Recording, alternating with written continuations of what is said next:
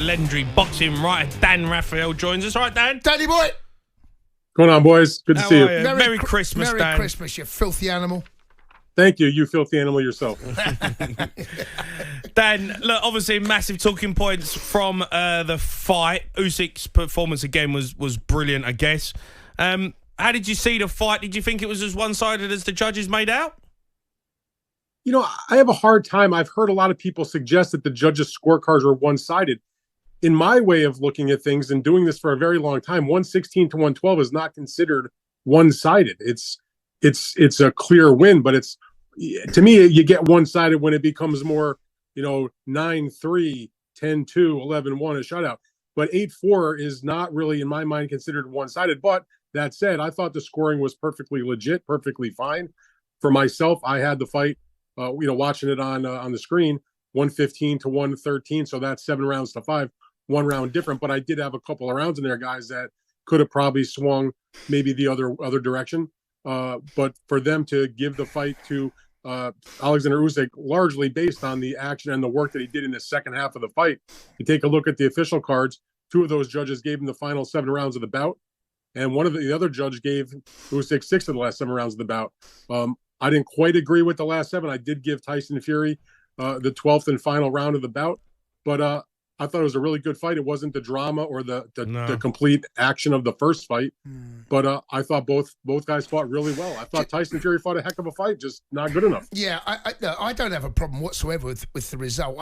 I think that when you look at it, certainly from my point of view, that all the judges scored it the way they did. I felt it was harsh on Tyson. That's how it felt from my point of view, that all of them saw it the same way. It just felt... But here's the question, though. When you say harsh, does that mean he should have got one more round and it's 7-5, or did you think... No, I still think Usyk should it was have the been a winner. draw? Should he have won the fight? No, I felt that the fight was closer than it felt from the judges. Like you've made your point. I had Tyson closer than it was given. But like I said, but hold on. If you have it closer, that means you can only give him one more round. No, that's what I'm saying. What I'm saying is, I don't have a problem with the result, but it felt harsh, just the way that the 3. So another day you might get one given it, as you said. It's irrelevant, though, right? Of course. What I'm saying is, it just felt a bit harsh. The way the fight went, it's like, oh my God. When you look at the scorecards and you put them out in front, it's gone, well, that's not quite the fight, but they all saw it in their own different way. And that's the thing with boxing, because it's one person's opinion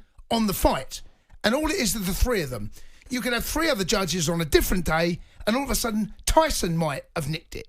But that's just from my point of view, it felt a bit harsh on him. That's all. I look at it like this. I don't think that there was I thought, I'm saying this because I thought Tyson Fury fought a really good fight. I don't see a way where you can actually have him winning 7 rounds to actually get the victory. So I always talk about the range of acceptable scores when I do my podcast, when I do other interviews. So for me, the range of acceptable scores certainly could be 8-4 for Fury. 8-4 for Usyk. If you bent over backwards to give every conceivable benefit of the doubt, you might be able to find a draw for Fury, which would be a moral victory, I suppose, but Usyk would still retain the title. But I can't see a way, and I've gone back and watched it a second time, I can't see how you can get to 7-5 for Tyson Fury. Just didn't land the punches. Just didn't do enough. No. What can I say? Why do you think that is, Dan? Because look, he obviously went away. He tried to learn from the first fight. He took this fight, I guess, maybe a little bit more seriously. There was no kind of banter and messing around before the fight. He went away for 3 months to Malta and train. But is it just the fact that he's just not quite good enough? Listen, Usyk is a master boxer. That's the thing. He's shown himself to be at a certain level. Fury fought at a great level. And on a given night, Tyson Fury might beat every other heavyweight in boxing. But Usyk, he wasn't beaten that night. He's a tremendous fighter, Tyson Fury. I also happen to think that even as good as I thought he fought on Saturday, at his age and the number of harsh rounds he's had in his career and the number of tough fights, that he's not, and he'll be the first to admit this, he's not what he was just, a few years ago. Even just go back to maybe like the Dillian White fight. He has taken his punishment, and it takes its toll when you get to be that age, 36. Granted, he's a little younger than Oleksandr Usyk is, but Usyk has not been in the kind of wars that Tyson Fury has been in. So, the oldest cliche in the book in boxing, and it happens to be true, and it's life in general, is that Father Time is undefeated. And both these guys can still fight at a high level, but there's obviously a lot less space in front of them than is behind them. And Fury just just that much, half a step behind. Every time he would mount some type of offense, it was blunted immediately because Oleksandr Usyk is that good. And he also, whenever he threw it, was able to clearly land a straight left hand, which was what troubled Tyson in the first fight. It didn't trouble him quite as much this time because Usyk didn't throw as many of them, I didn't think. But when he did, they connected. Dan, there were moments in that fight that the reach that Tyson's got and the height and the physicality and the weight kind of looked like it showed. I just wonder, going into the fight, being so heavy, much heavier than it was in the first one, it was a deliberate, tactical, strategic thought process to try and win the fight. Looking back, could they have done something different, or was it inevitable that he was always going to win Usyk? I mean, I don't know if you can say it's inevitable, but I thought that the plan to come in a little heavier than he did for the first fight was sort of a throwback to what he did when he went into the second fight against Deontay Wilder, where he told all of us that were there in Las Vegas that he was going to go in and try to walk him down and knock him out. We all thought he was nuts. And he, in fact, put on about 10 or 12 pounds from where he had been for the first fight. And he said he was basically going to do the same thing in this Usyk fight. Now, there's a little bit of a difference. Obviously, when he fought Wilder, he had a couple of fights in between. With Oleksandr Usyk, it's an immediate rematch. But still, he did put on. Now, the officials' weights will tell you he put on about 20 pounds. Mm-hmm. The reality is, if you saw the weigh-in, he was wearing a leather jacket. He was fully clothed. He was wearing shoes. Okay. So even if you take away the extra weight, he actually probably would, the official weight was 281, I believe. So he was probably really closer to 272, 273. He was right around that 10-pound extra that he said he wanted. So I don't think that had any kind of big impact. I thought his wind was good. I thought his stamina was okay. It wasn't like he didn't throw a typical amount of punches that Tyson throws in fights. He got, outlanded by Oleksandr Usyk. And I mean, again, if you pay attention to punch stats, which I don't believe are the end all be all, but they certainly paint a reasonable picture. The guys at CompuBox that run the stats. If you take a look at what happened in the first fight, Oleksandr Usyk landed 170 punches on Tyson Fury, which was the most that had ever been landed on him in any fight in his entire career, about 50 more than when he fought Otto Valley back a few years ago. In the fight he had on Saturday against Oleksandr Usyk, Usyk bettered that and became yet again the guy to land the most ever punches on Tyson Fury. I believe the final number was 179. Mm-hmm. So again, he was defensively not as good as he was in the first fight, which was as bad as defensively he has shown in his entire career if you base it on punches landed. And at the end of the day, punches landed is what does the job in boxing. Mm. Dan, what's next for both of them? Tyson Fury, are we looking at an AJ match up? Everyone's going to still want to see that, even though both of them have had losses, but it's still a massive fight. Yeah, I was joking around with somebody that who asked me a similar question. I'm like, well, these two guys are coming off losses. Fury 2 in a row against Oleksandr Usyk.